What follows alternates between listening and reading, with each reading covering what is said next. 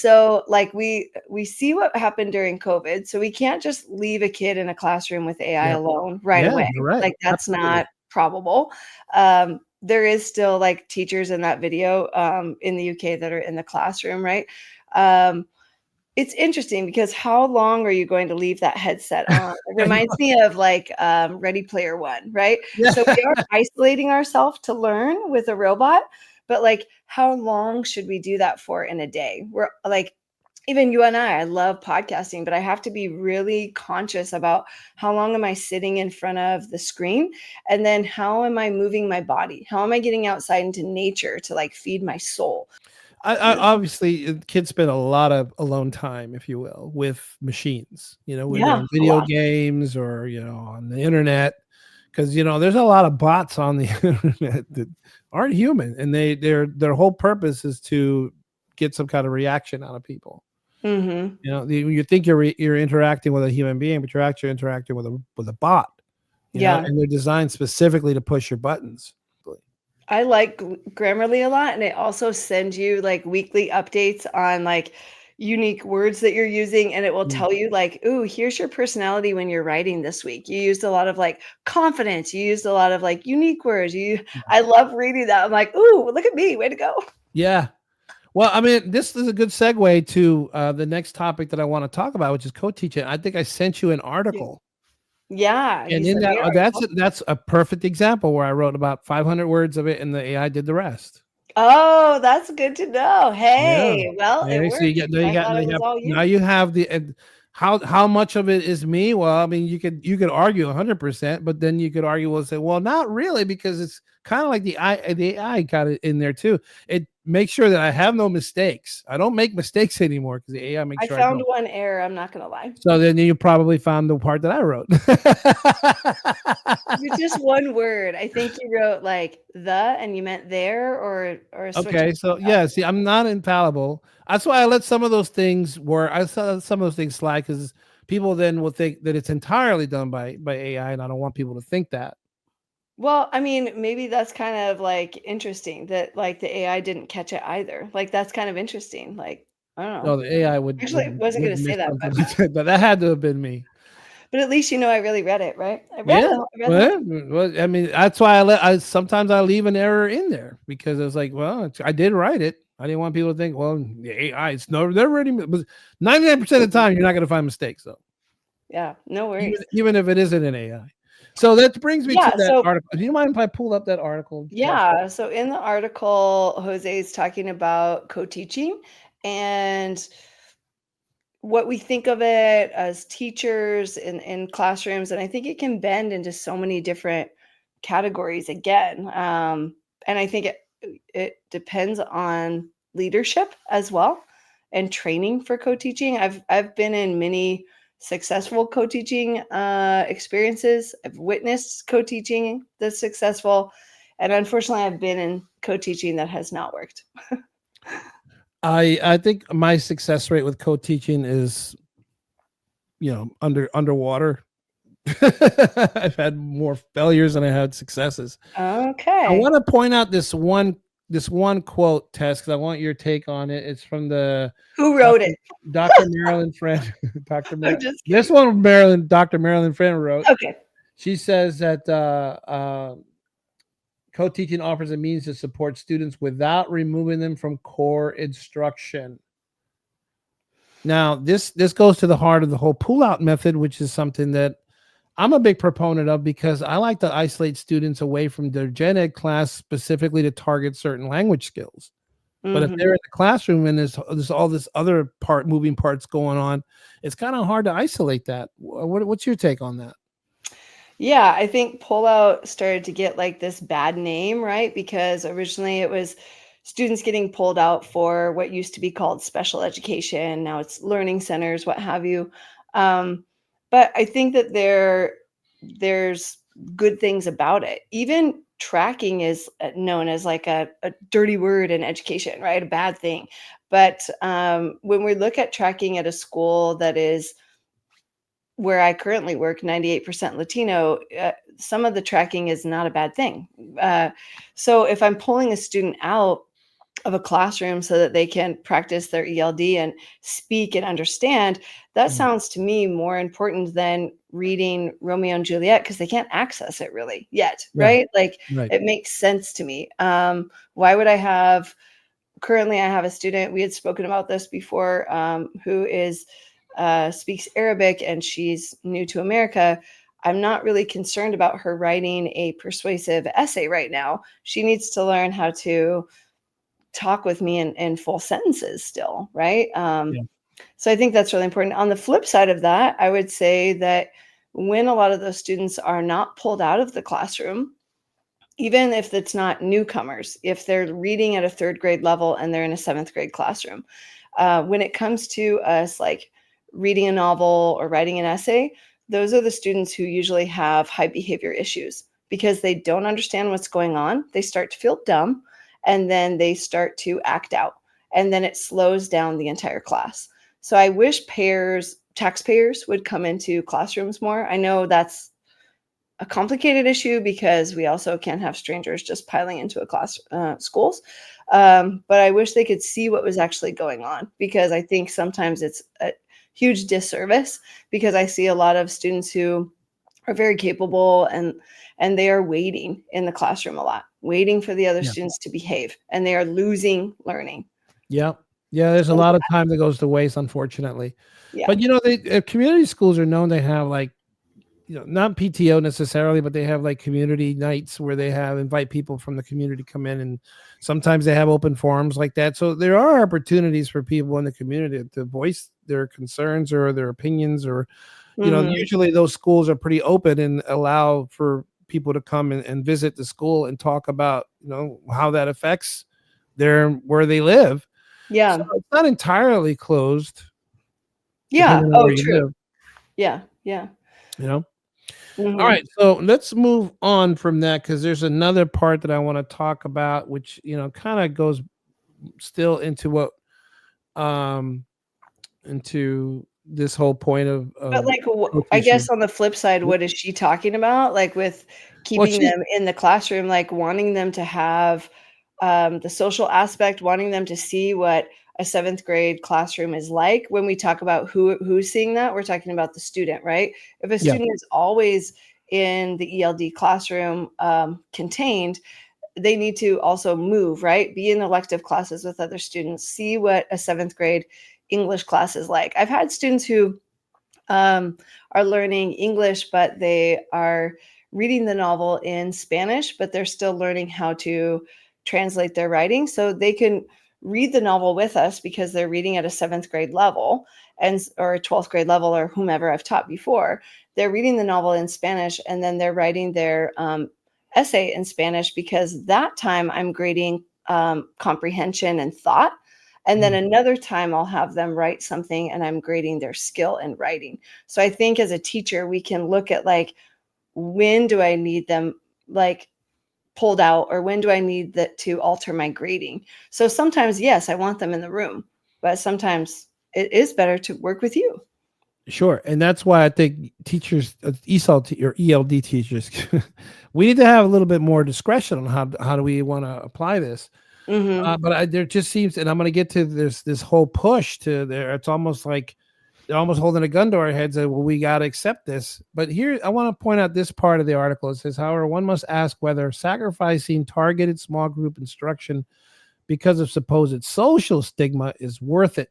So Dr. Friend is saying that there's social stigma, or some kind of like social things that are going on for pulling out. They're like, these kids are a part of a different things, and so they get heckled or they get bullied or something because kids make fun of them because they're in a special group or whatever.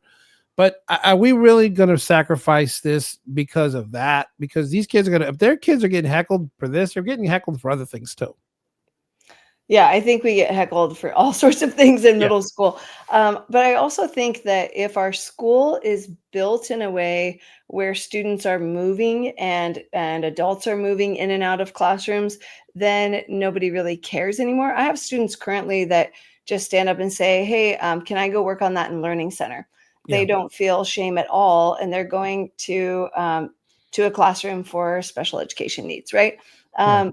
I also have talked to teachers about like, hey, why don't the three of us, we're all teaching English, we're all teaching 7th grade currently. Why don't the three of us do a unit together as teachers? I will work on like the debate structure of it.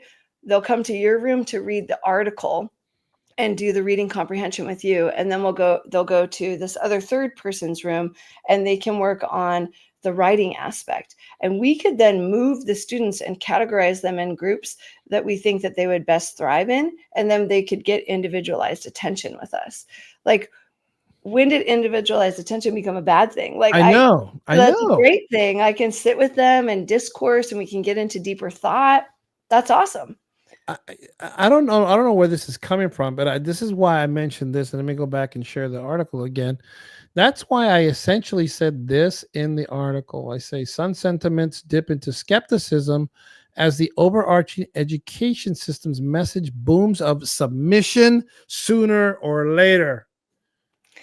I think it falls back on leadership and how the school is structured, and how well the teachers align and team work together, versus like it being kind of a shameful, like, okay, now leave this room and stand up and go over there. I don't know about you, but in my classroom, it's very loud and kids are moving all the time. So I don't think we would notice. Yeah. You know what I mean? Even physically, like sometimes someone comes in my room and they're like, where's your teacher? And I'm sitting amongst them, right? It's hard to find me. I think that's a good thing. Well, yeah. I have been pushing back on this co-teaching thing probably since it started, right? Not because not because I don't want to give it a shot. I have given it a shot. I've just, like I said earlier, I failed at it more than I've succeeded at it. And I think it has a lot to do with, teachers are very territorial and you got to have good chemistry and people got to be on the same page. I mean, there's a lot of moving parts, it's hard enough for one teacher. And then you got to balance these things out between two teachers who have maybe come from completely different, eras. They come from completely different philosophies. They may have shared nothing in common, but somehow we're being forced to work together. We're supposed to put a smiley face and it doesn't always work out that way. At the end of the day, we're still human beings, right? So I was at a meeting recently and I pushed back hard. I'm like, why are you guys pushing this? So why is it like we either do it or we don't do it? Either we do it or die, basically. It's like, no, why do we have to accept this? Like, why can't we have a say? Why can't we have first of all, nobody ever asked us if we wanted this, right? Nobody asked us. Nobody asked me. He said, hey, do you want to try this? I'm like, oh, I was asked. You were asked? Nobody asked me. Nobody asked me. It's just like, here, you got to do this. I'm like, I wasn't trained for this. I didn't go to school for this. This was not part of my teaching philosophy. Oh, they weren't going to send you on a training either? Oh, no. We're getting thrown to the wolves here. And so my whole, like, nothing the district does. This is something I've learned. Nothing the district doesn't have some kind of money or some kind of thing behind it. Somebody's behind this with some money. Either there's somebody spending money on this or some kind of commercial product that's coming out of this. And I did bring this up at a meeting and then the person's like, there's no commercial product. I'm like, are you sure about that? Because the last thing that you guys send us to this training on strategies, all right, lo and behold, it's a product that now we have to learn how to use this new electronic that the district spent, I don't know how many millions on.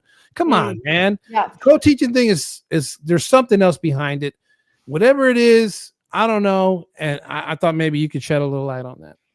Well, okay. And it makes sense because you've had a negative experience with it. And also there's no buy-in and the leadership sounds frustrating. Like, let's bend this toward like a corporate year. Like if I were starting a new project development sector, I would ask for volunteers. I would interview people so they'd get buy-in. They'd want to come to do this, right? So I'm surprised that that it's not the same at your school. And I think that there are some schools that are like that as well.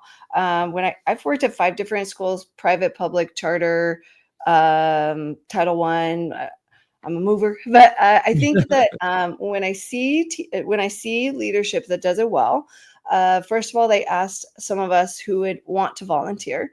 Then they sent us 2 trainings, like for 3 or 4 days during the week, paid for it all, right? Like they should. And so we went to the training together, and then we came back with ideas and we had time to work on it. I think there's a lot of factors that have to go into play. First of all, the people should want to do it. And then you also have to talk about how you're going to do it. So a couple of, I wanted to share this one with you guys. This book is called like In Teachers We Trust, The Finnish Way to World-Class Schools. One aspect when I was teaching student teachers is I was reading that book and I wanted to start looking at how Finnish schools model their student teacher program. They usually have two or more student teachers in the room at the same time because they don't want them isolated right away. They want them to bend to each other and work together. Whereas in America, when my mom was a teacher, they threw her to the wolves. That her home economics back in the day, mentor teacher wanted a break. So week 2, she said, "Have fun," and left the classroom. And my mom never saw her again. Right. So, so she was very isolated. But I think that some of us have been trained in isolation, so we're used to doing that. But then also like, how does it work? So some of the co-teachers that I've worked with where it didn't work, we weren't really asked. We were placed together, but we also didn't have meetings at the very beginning. We didn't have training together, and we weren't given the same prep time, and we weren't given time to prep together. So then it just became, oh, this person's going to come into your room and they're going to like just be there, just a push in. Well, then I don't really have time to talk to them about what we're doing, and I don't need another body in the room that's just kind of like standing there. Or that's what ends you know up what I mean? happening a lot of times. Yeah. I mean, I've witnessed it. I mean, It I've does tried not to be, even in my case, like I've tried to be more proactive and try to be involved in lessons, and I just get like these dirty looks. I'm like, fine, then I'll just sit in the back here with my kid. and that's where it becomes unfair, right? Because it's like, well, I'm here, but like has administration given you like proper time to like work together and plan together? Or does the other person not want to, right? Yeah. I worked with an ELD teacher, Lori Cussin from Truckee High School. It was incredible. Working with her, we were teaching an ELD class. It was all mixed, newcomer to all the different levels of ELD, and then we had some students who were reading at 3rd grade level, but they were in 9th grade or 10th grade in high school, right? So it was kind of a crash course with, I would not put all of those students together. We kept telling admin, don't put all of those together. That's not a good mix. But we figured out ways to do it. At first, we separated, and she would take the newcomers and I took the others, but we're not really co-teaching. We just kind of separated the groups, right? And then we started really talking to each other about different lessons and what we could do. We realized that like, until your book, we didn't really have a curriculum that could like help with the newcomers. So we started really bending into creative lessons. We did a lot of debates and articles that they would read. So we would sit with them at different aspects and do station work together. And then she would have really crafty kinesthetic learning where she'd cut an article apart and have them pull it out of an envelope, and they had to move things to find claim evidence and reasoning, glue it on paper, and write about why they thought it should go in the order that it was in. But it was great. I also watched 2 co-teachers that were private school teachers that had retired, and then public school teachers that had retired, and then they were working in private school. One was an English teacher and one was a history teacher. So they co-taught a class together, and I was sitting in the room, and he would be talking about the novel, and then the other teacher, he would bring up like the historical aspects behind it, and they were in such an ebb and flow. It was fascinating. But they had worked together for years and wanted to be in that room together. I mean, I think that's what has to happen, honestly, is we need to have teachers who will align with each other, in some way that they can collaborate. They don't have to be like perfect matches, but they have to at least have mutual respect and at least have some kind of goal in mind that they can just, share together and really just get along. My co-teacher this year, I got along with just great. I mean, she was fantastic, I think there were times where, she was a little down in the dumps, and I think being just a friend at that point, just being a human, I hear you and I feel you, I got this, chill. I got this, Yeah. I think those situations come up sometimes, and you find out just, who you're working with, what they're really made of. Mhm. But she's not going to be with us next year. So I'm like, I don't know what situation I'm going to find myself in at the beginning of the next school year. I mean, it could be something, it could be hell. I don't know. It could be paradise. We'll see. But it's Yeah. like, I think that's just the, like you said, the ebb and flow of how this work is. And unfortunately, or fortunately, because I like a new challenge. You know, I like Mhm. things changing. I don't like, I think that's what keeps me in this field, this work. It's probably what keeps it interesting to me is that it's always changing, it's always evolving. There are always new players, there are always new students. It's never the same situation. You know, and we may be teaching the same subject, we may be going through the same routines, Mhm. um, but it's never the same story. And I think that's why Yeah. I'll be in it for the long haul, because it's, you know, it's interesting. It's never going to be the same boring thing every day. Yeah. Well, and you're very creative. So I think if you were, oh, one time I was paired with a gal, she was really tech savvy, and Mhm. I was not that way, right? She introduced me to like Kahoot and At that time you that's were, why. but later. That time, I went so she introduced me to, like, Kahoot and, like, Pear Deck and all sorts of cool Yeah. ways that the students could interact, and it was great. It helped wake it up because we had different talents, right? I think if, like, you know how, like, they give teachers at the beginning of the year, like, 3 days before school starts, and it's packed with meetings, and you can never get to anything you have to really do, to Right. copy your jams because 'cause it's been on vacation, and so, like, at the beginning, like, those are like, to tell a teacher, like, "You're gonna be co-teaching within those 3 days," that's not cool, like, it would No. be very helpful like, we do like change and we do like challenges, but, like, that's ridiculous. So, like, letting them know at the beginning of the letting them know the year before, "Would the 2 of you like to pair together? Can we send you on a training?" Not over the summer, give them a break during this school year to get you Mm. ready. Because over the summer, we're still working mentally, right? Like, we are. We should get paid over the summer. I know, whatever. That's how I feel. Um, but like then you would be like a bit more prepared, right? Because you don't Mm. know who you may or may not co-teach with next year. Like True. that's crazy to not know until 3 days before. Yeah, and Yeah. like I just mentioned to me this year, like I was just getting used to this woman, sweet Takes woman. You know, I love working with her. She's great, but now I'll have to readjust next year. And we'll Yeah, see it what takes a happens. while. It You takes know. like personalities. I think that's beautiful that you could tell um right because like when we're kind of when we're in the dumps or not or who knows what Yeah. happened in the last class period if it affects us differently and so yeah sometimes we have to pull the reins for each other it is really like it's a relationship It yeah. is. It is. I Mhm. mean, but you know, it's not like I didn't know who she was. We worked together for years. It was just the Yeah. first time that we're like co-teaching together. Yeah. And like with you every single day, hours and Yeah. hours a day, you get to know somebody. You Yeah. know, and she tells me about her situation at home. I tell her a little bit about mine, and nothing too detailed because we have boundaries, you know. Yeah. But it's like, It was also helpful too to, like, switch classrooms. So, the co-teacher isn't always just coming into my room, because then I'm in charge. You know what I mean? We yeah, move. Like, I think that that would be a beautiful thing for students too. Like, you're moving a lot, you're changing things a lot.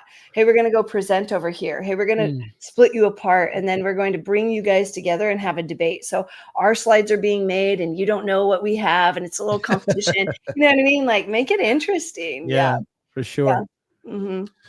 Well, I just want to close out, Tess, with any last things. I did want to mention that I don't know if I mentioned this the last time. I think I did, that I was working on a writing workbook for beginners. Are your students struggling to write a complete sentence? Do beginner English learners need more support putting their thoughts on paper? Writing Journey for Beginners is the textbook designed to build writing confidence, step by step. Beginner English learners deserve more than just basic practice. They need tools that build confidence and real writing skills. Writing Journey for Beginners starts where your students are, correcting sentence fragments, fixing run-ons, and understanding the building blocks of grammar. From there, it guides them step by step into crafting complete sentences, developing their ideas, and becoming stronger, more independent writers. It's not just a workbook, it's a pathway to progress. Created for middle school, high school, and adult ESL learners. It's clear, interactive, and built with the classroom and the busy student in mind. Writing Journey for Beginners, Unlocking the Writer in Every Student, One Confident Sentence at a Time. Available now on Amazon and at iwtle.com.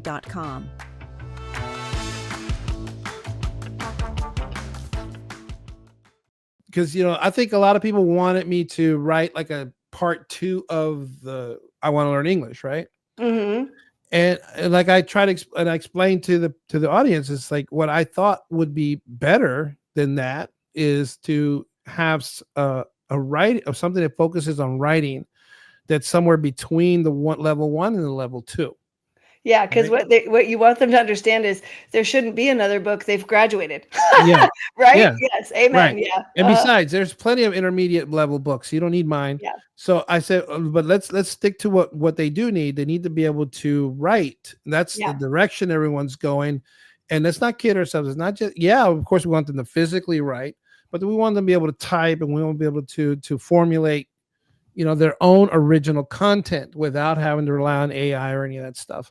What are you finding with the writing component? Where is it lacking? Like, you've got QR codes, you've got them practicing speaking at home with their families. I think that is phenomenal. I think that's a game changer. Yeah. What is it with the writing factor that you're looking So at? I incorporate that as well. But the thing that none of the other books that I've worked with have is that it's connected to the phonics book. It's connected to it. So Yeah, like cool. there are things that, first of all, you can't touch this book unless you at least getting halfway through the I Want to Learn English, Mm-hmm. because you need to have the phonics component. You need to have, you know, at least some of the word recognition. You need to be able to decode. You need to be able to put together phrases. You need to be able to understand at least simple present tense. You need to be able to understand these things before you even begin to try to write your own stuff. So that's why I said this is the good bridge book between that book and the next level. Which And makes sense. Don't we say that to infants? Like, yeah, read, talk, sing, whatever, right? Like, we have to like hear it, say it, yeah. write it. Mm-hmm. I actually made a little. Let me see if I can pull it up real quick. Well, another I'll send it to you separately later. Okay. Another bridge to co-teaching as well is like, I'll find out at the new school districts that I'm working with, but like our newcomers could write to each other, right? Like, so there's Yeah. co-teaching where we're still isolated. We're in different buildings. We're in different states. But like I had my ELD students write to my friend who was teaching in Japan, and it was awesome. Like they sent like candy to each other and whatever. So like, Jose, I'll find out with our newcomers. Maybe we could have our students write to each other. Yeah. That'd be cool. You know what I like about this and all the videos that I make for this. Oh, I found the thing here. Let me share it. Okay. Let me share this real quick. Let me just get rid of this. Or like you're saying at the beginning, that's a great component of like adding a TikTok in, right? Like they could write to each other online. They're doing that, right? Yeah. So this is the sequence, right? Yeah. You start with the phonics, you move to your word recognition. That's leading to reading, because you can't write unless you can read. That's what all the research says. So this is the sequence of events. This is how it works, right? Mm-hmm.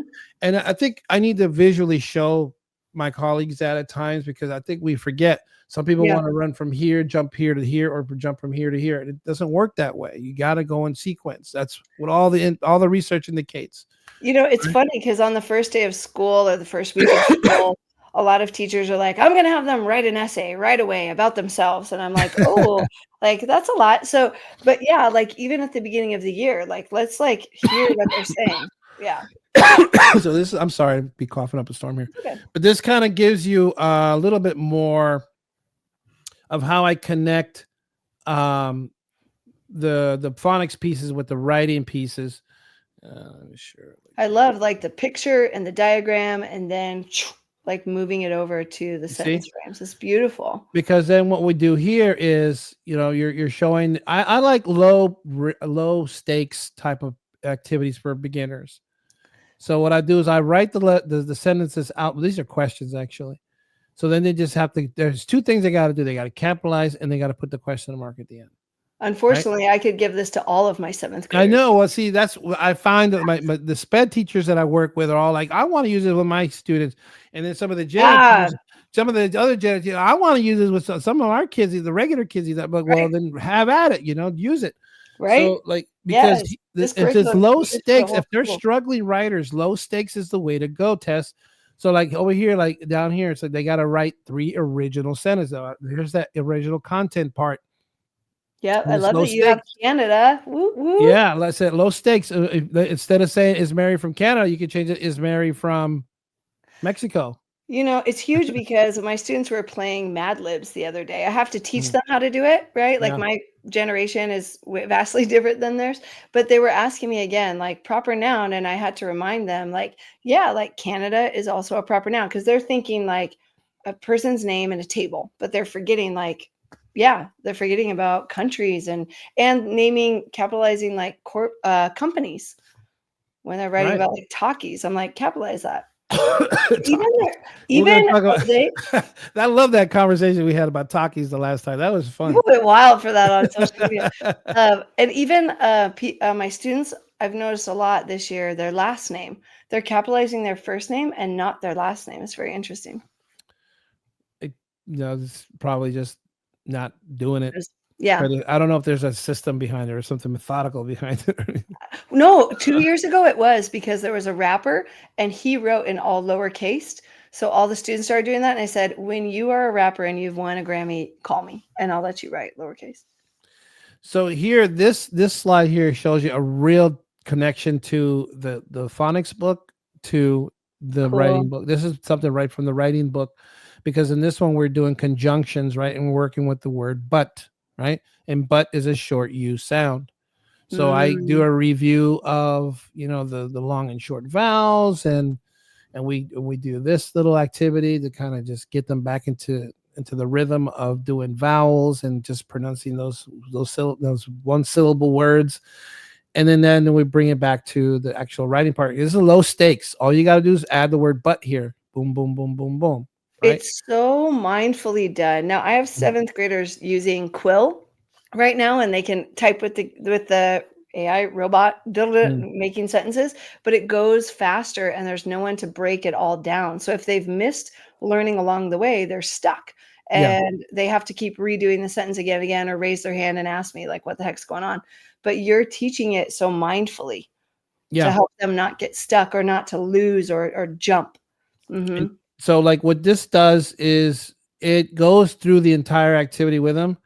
And also, one of the other things that I added was that I'm encouraging students to add, like, if they want, let's say they're not in a traditional classroom or they're doing this, and they want to practice it outside of their teacher, they could drop their sentences in the comments of video, and then I'll give them feedback. So I'm inviting students. Like I said, until it reaches to the point where I'm getting hundreds a day, I'm good. They can send as many as they want.